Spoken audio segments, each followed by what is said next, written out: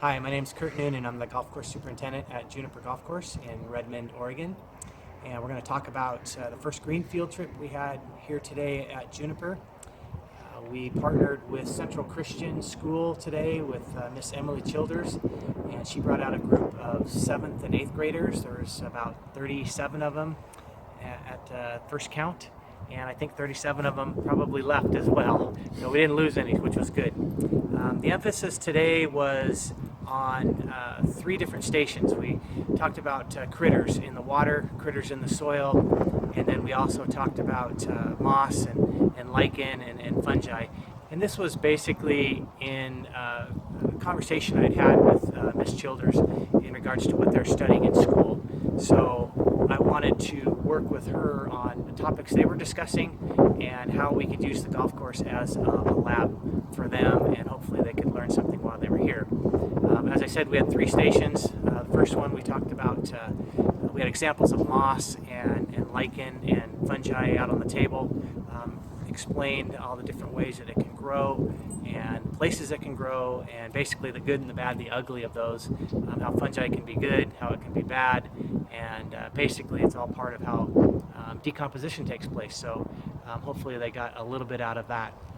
The second part of the stations was a water station near a water feature, and we had nets and containers, and we just took samples out of the water and dumped it in and tried to identify as many of the creatures, the macroinvertebrates that were in the water, and some of them really got into it, and some of them thought it was more fun just to walk around on the rocks, but nobody got hurt, and I think in a way they actually did learn something there. And then the third station was a soil station, but not a soil station that I've done before. This was where we actually dug up soils around the golf course and around the city, and I brought them in totes. And then the idea there was to sift through it and find as many of the creatures in there as you could, from worms and beetles and grubs and whatever else might have gotten in there.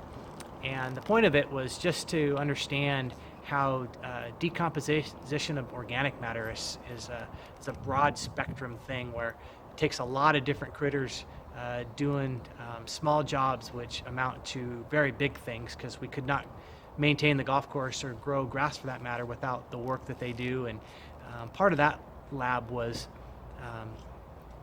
critters seen and unseen.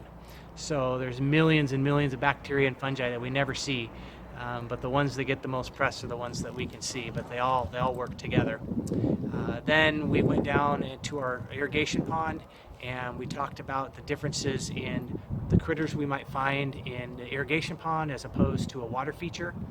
And we just talked about the golf course in general, and as far as the wildlife goes, and some of the dynamics that come into play with the ecosystem and predators versus prey. And then we came back up and kind of wrapped it up, took some pictures, and that was the extent of the day. This is the first time that I had done the critters lab. I would do things a little bit differently next time, as far as having individual containers and have the kids actually identify the bugs instead of running kind of having at their free will. I would make sure I had some more critters in the boxes, and just have them have a little more hands-on for them. And but I thought the moss and the fungi one was really good. Not a lot you can really talk about with that, but I just thought it was important to have the different examples of moss and fungi that you find on the golf course. So overall, it was great. The kids were a little excited. Had to corral them a little bit, but they're 7th and 8th grade.